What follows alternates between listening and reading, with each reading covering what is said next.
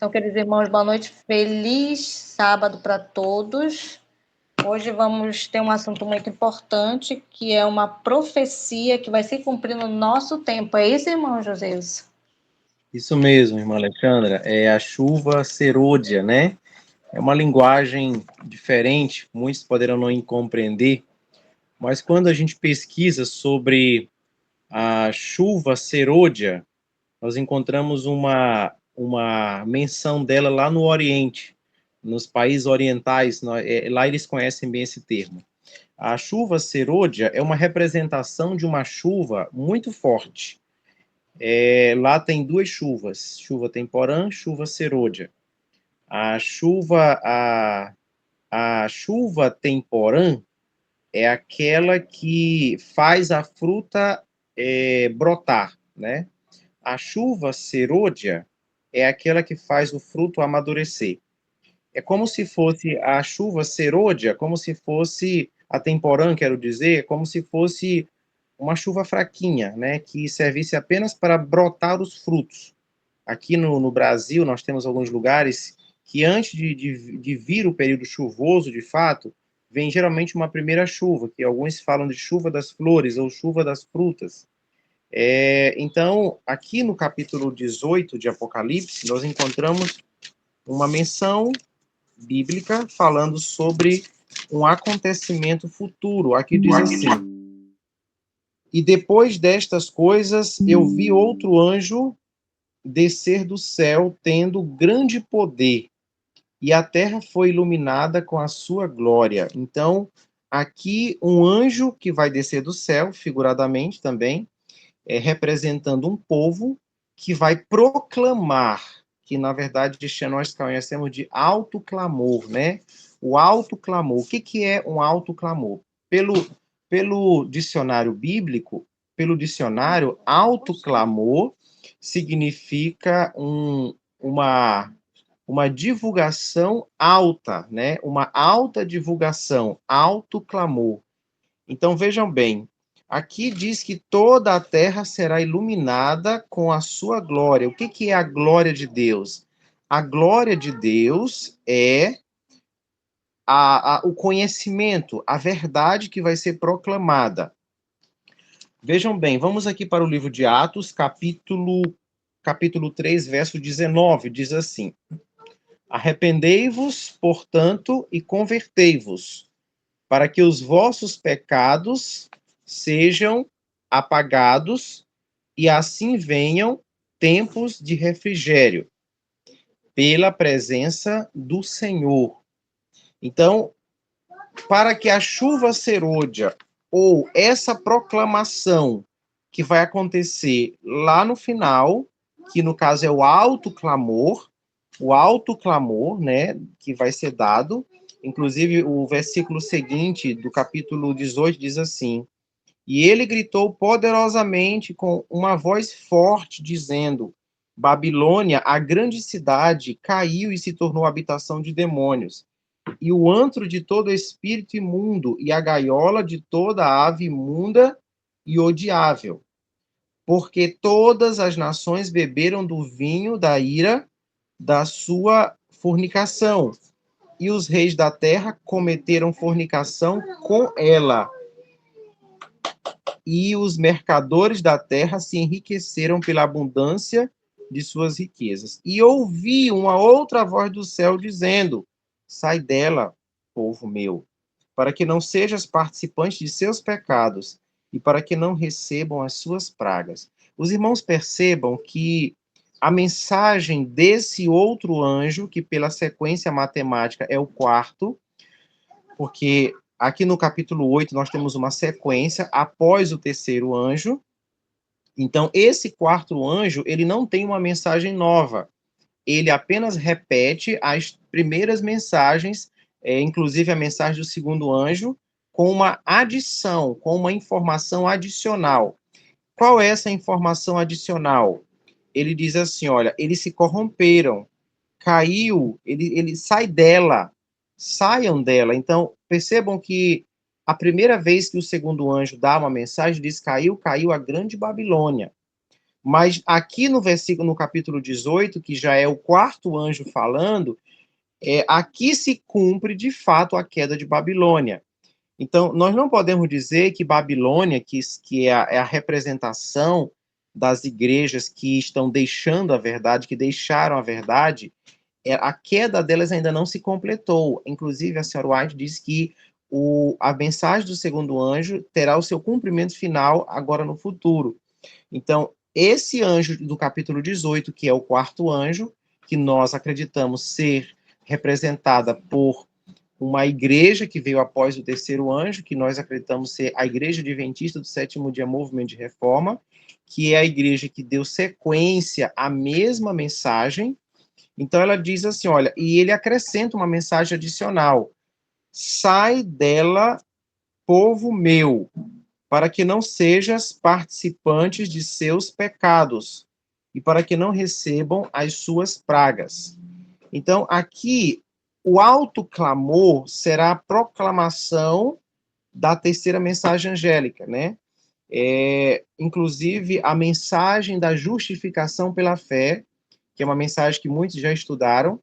A mensagem da justificação pela fé é a mensagem da justiça de Cristo, é a mensagem em verdade, né? Então, vejam bem, como que vai acontecer essa sequência? A chuva temporã, que foi aquela chuva mais fraca, que foi o Espírito Santo em uma quantidade menor, ela caiu no ano 31 depois de Cristo, lá no dia de Pentecostes. A chuva temporã, ela tem a função de germinar. Porém, ela prepara para um segundo estágio, que é a chuva serôdia. Mas para que eu receba e vocês recebam a chuva serôdia, nós precisamos considerar Atos 3,19. Arrependei-vos, portanto, e convertei-vos, para que os vossos pecados sejam apagados, e assim venham da presença do Senhor os tempos do refrigério. Então, esse Senhor mencionado em Atos 3,19 é o Espírito Santo. O Espírito Santo será dado em grande medida, e esta é uma promessa, inclusive promessas que nós vamos considerar agora aqui. Temos registro dessas promessas no livro de Zacarias. Zacarias é o livro, tem uma promessa sobre a descida do Espírito Santo.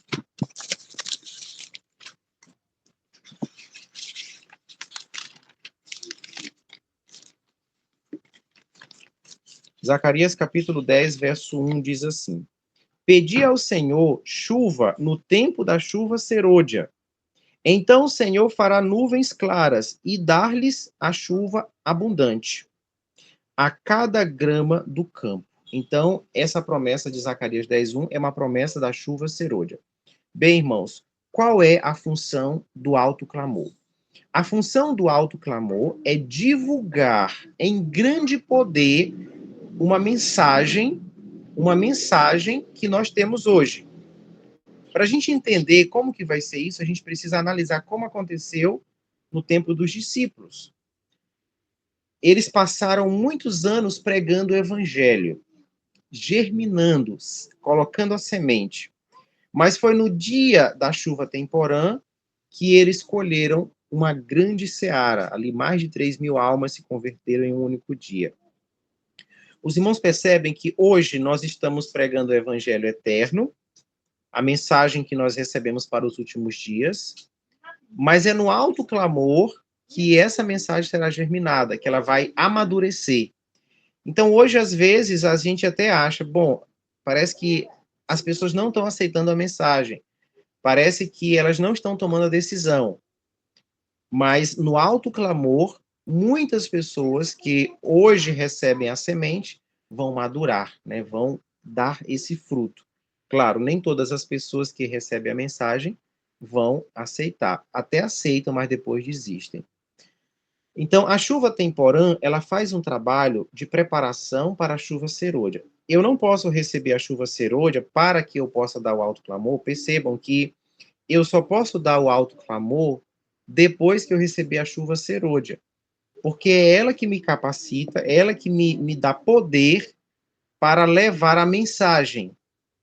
Uma coisa que é interessante, que é um pensamento que é tirado dos testemunhos, diz assim, que o Espírito Santo, ele apenas nos fará lembrar daquilo que nós ouvimos e estudamos. Então, ele não vai converter as pessoas.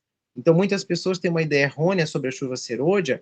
Eles acreditam que estão vivendo uma vida de pecado hoje, e quando a chuva serôdia cair, eles vão virar santos, né?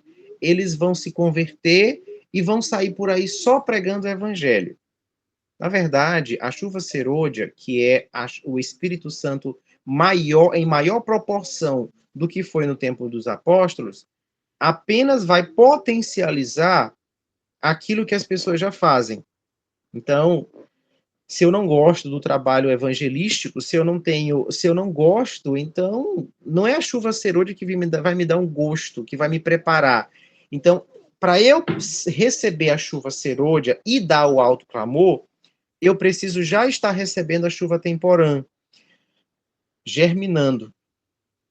Então, a chuva serôdia, ela apenas vai potencializar aquilo que já está sendo feito hoje, né? Aqui nós temos uma outra promessa, está no livro de Oséias, Oséias capítulo 6, verso 3.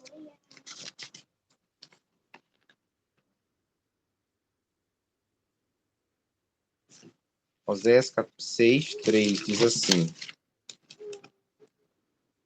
Então conheceremos, se prosseguirmos em conhecer o Senhor. A sua saída está preparada, como a manhã, e ele virá a nós como a chuva. Então, esse texto, inclusive, ele faz conexão com Atos 3,19. O Senhor virá a nós através de uma chuva, como chuva serôdia e temporã que regam a terra. Então, o Senhor virá a nós através de uma chuva. Que Senhor é esse? É o Espírito Santo. Então, o Senhor virá a nós através de uma chuva, que nós temos uma outra promessa. Temos uma outra promessa registrada no livro de Joel, capítulo 2, verso 23. Diz o seguinte: Então alegrai-vos, filhos de Sião, e regozijai-vos no Senhor, vosso Deus, porque ele vos dará chuva temporã moderadamente. Percebam, moderadamente. Ele fará descer para vós a chuva temporã e a serôdia no primeiro mês. Então, aqui nós temos uma promessa de que a chuva serôdia será derramada. Há um pensamento que eu quero mencionar com vocês, está no livro Eventos Finais, diz assim: Deus tem pedras preciosas em todas as igrejas, e não devemos fazer denúncias impetuosas do professo mundo religioso. O Senhor tem seus representantes em todas as igrejas. As especiais verdades probantes para estes últimos dias não foram apresentadas a essas pessoas de tal modo que trouxessem convicção ao coração e à mente. Por isso, ao rejeitar a luz, elas não romperam sua ligação com Deus, ou seja, elas não compreenderam a mensagem agora, né? Então, às vezes, a gente tem a oportunidade de falar a verdade para alguém de uma outra denominação que não conhece essa verdade que nós conhecemos, e aparentemente ela mostra desinteresse, não entende, não compreende. Mas ela ainda tem uma chance no alto clamor. Então, o alto clamor, podemos dizer assim, será o último convite de misericórdia. Nós podemos até comparar o alto clamor com o último apelo que Estevão fez naquela praça, né, para o povo de Israel, como o último convite da misericórdia. Então, o alto clamor é como se fosse o último grito, convidando as pessoas ao arrependimento. Então, existem muitas pessoas que estão em outras denominações, católicos, evangélicos, inclusive foi perguntado para a serva do Senhor, aonde que tem mais pessoas que vão aceitar a verdade. Ela disse nas igrejas protestantes. Mas existem muitos entre os católicos também que são conscienciosos cristãos, que andam em toda a luz que sobre eles brilha, e Deus operará em seu favor. Então, a chuva serôdia será a mensagem de misericórdia ao mundo que perece. Então, será o último convite.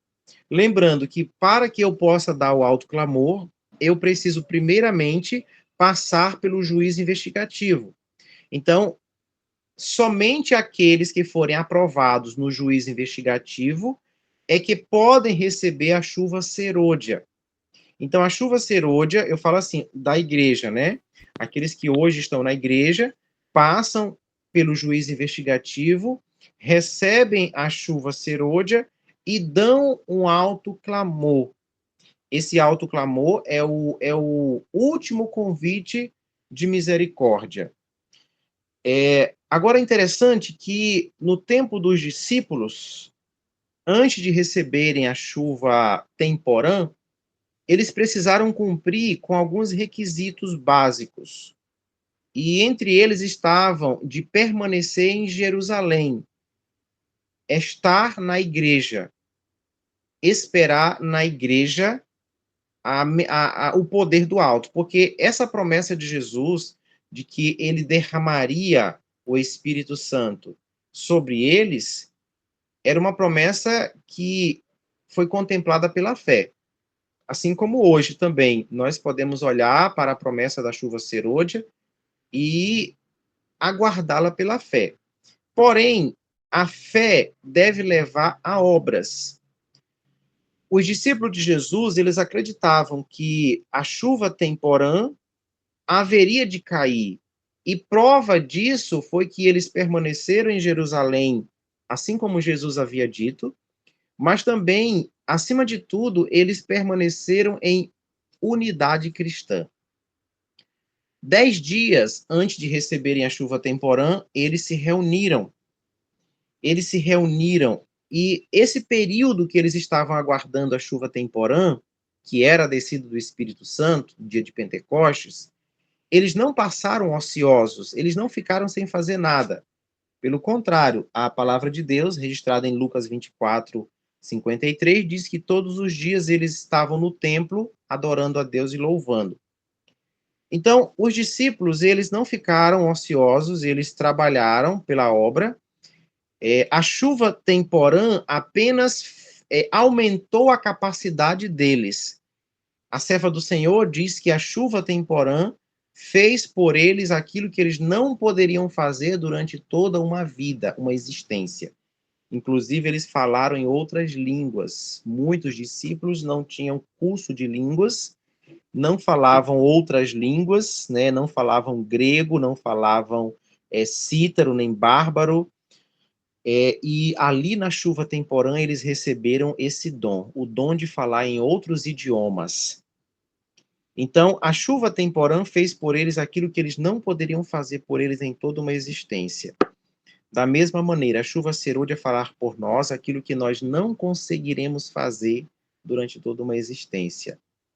Poderemos falar em outras línguas, teremos um poder muito grande. Agora, vejam bem, o que os discípulos fizeram antes de receber a chuva temporã e dar aquele clamor? Eles permaneceram unidos, eles resolveram as suas dificuldades, a sua crença foi harmonizada, né? Eles se harmonizaram. Inclusive, eu quero citar um texto, está em 1 Coríntios, capítulo 1.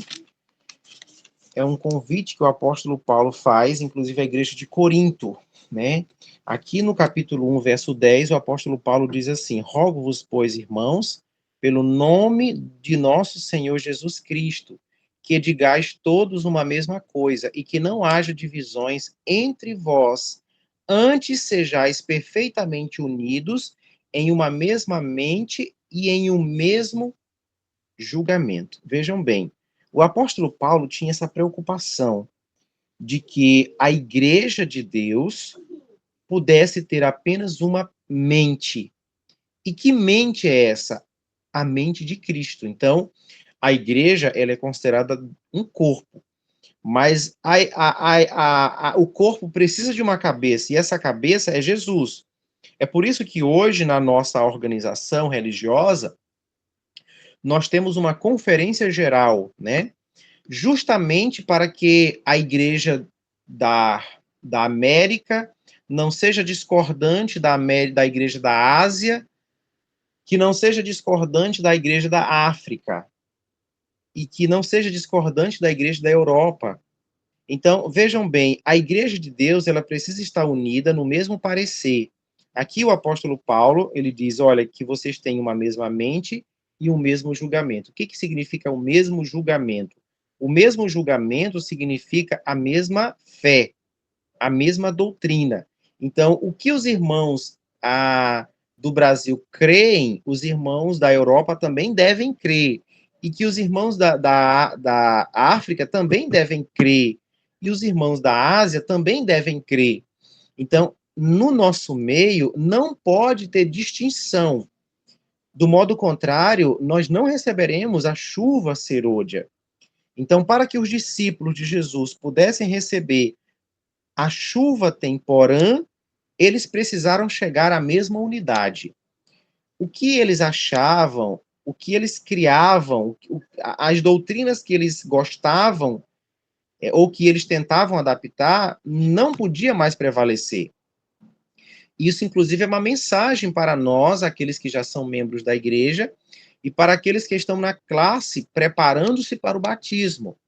Lembrem-se que uma casa dividida não subsistirá. E a igreja de Deus, ela precisa ter o mesmo pensamento, o mesmo julgamento. Esse fato que está registrado em 1 Coríntios capítulo 1 foi algo que aconteceu na igreja de Coríntios, onde Paulo disse assim, olha, eu estou sabendo que há divisões entre vocês. Uns estão crendo em uma coisa e outros estão crendo em outra. E isso não pode acontecer de maneira nenhuma, porque uma cabeça governa todo um corpo, e não somente uma banda do corpo, não somente uma perna. Então, um corpo não tem duas cabeças, não tem dois comandos. Um corpo só tem um comando. Então, o apóstolo Paulo chama a atenção para a igreja de Corinto, dizendo, olha, vocês precisam ter o mesmo parecer. Por que o apóstolo Paulo chegou a essa conclusão? Porque ele já havia passado por essa experiência de que a igreja dividida é fragilizada. E esse é o objetivo de Satanás. Ele primeiro ele coloca ideias conflitantes dentro de uma mesma organização e ele destrói ela internamente. Então, a Igreja de Deus, a Igreja Adventista do Sétimo Dia, Movimento de Reforma, ela não pode ter dois pensamentos, não podemos cochilar entre dois pensamentos. Isso se falando de forma doutrinária. Então, a nossa doutrina, ela deve ser única. Ela deve ser a mesma no sul e no norte, no leste e no oeste. Ela não pode ter adaptações para agradar pessoas ou costumes ou culturas. A nossa doutrina, ela é baseada na Bíblia e no Espírito de profecia. Então, irmãos, enquanto a igreja permanecer com essa divisão de crenças, eu acho isso, o outro acha aquilo, nós não vamos receber a chuva serôdia. Isso nós aprendemos na experiência dos apóstolos, que para receberem a chuva temporã, eles precisaram abandonar os seus achismos. Eles precisaram abandonar o desejo por supremacia. Eles precisaram abandonar todos os suas vontades que eram conflitantes com a palavra de Deus. Então, nós podemos dizer que, para receber a chuva serôdia, os irmãos precisam ter também uma harmonização. Mas e agora?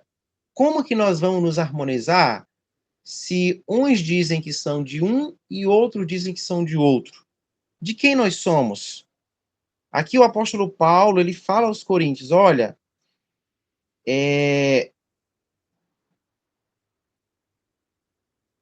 Uns dizem eu sou de Paulo, e eu sou de Apolo, e eu sou de Cefas, e eu de Cristo.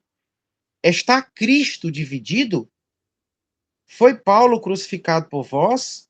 Ou fostes vós batizados em meu nome? Então, não é a minha ideia individual e nem a ideia do outro irmão individual que deve prevalecer. Aquilo que deve prevalecer é aquilo que diz o Senhor. Se nós seguirmos uma mesma cabeça, que é Cristo, então, consequentemente, nós vamos estar unidos na mesma doutrina, mesmo sem nos conhecermos.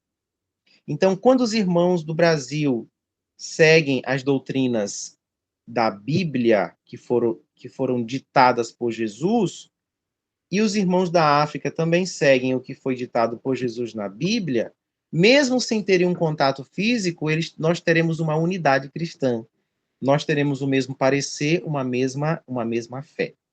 Mas, ultimamente, tem tido muitos conflitos, porque é obra de Satanás destruir a igreja, introduzir ideias conflitantes para que haja discordância. Foi justamente essa tática que foi usada no tempo dos apóstolos. Mas Jesus havia advertido eles que eles precisavam ter uma mesma fé. E eles ouviram Jesus e, como consequência, receberam a chuva temporã. E hoje nós temos uma promessa maior do que a promessa dos discípulos, que é a chuva serôdia. A chuva serôdia, conforme está registrada em Zacarias, Oséias e Joel, é o poder que nós precisaremos para dar o alto clamor. O que é o alto clamor? Repetindo, o alto clamor é a propagação da glória de Deus. Então, da justiça de Cristo. Então, qual é a mensagem que nós precisamos pregar? O evangelho eterno. Então, quando esse evangelho eterno for pregado a todo mundo, então virá o fim. Então, aqui no livro de Apocalipse, no capítulo 18, nós temos a menção, inclusive no capítulo 18, a menção sobre essa obra, que ele vai iluminar toda a terra com a sua glória. E a glória de Deus é o seu conhecimento, é o conhecimento da verdade. O sábado será proclamado, a obra expiatória de Jesus no santuário. Então, o mundo vai conhecer o que está acontecendo hoje dentro do santuário celestial. Nós vamos pregar mais amplamente, ou seja, nós vamos apenas aumentar a pregação, porque essa pregação sobre a justiça de Cristo, sobre a obra de justificação pela fé, já deve estar em nossos lábios, sendo propagado para as pessoas conhecerem como alcançarem o perdão divino.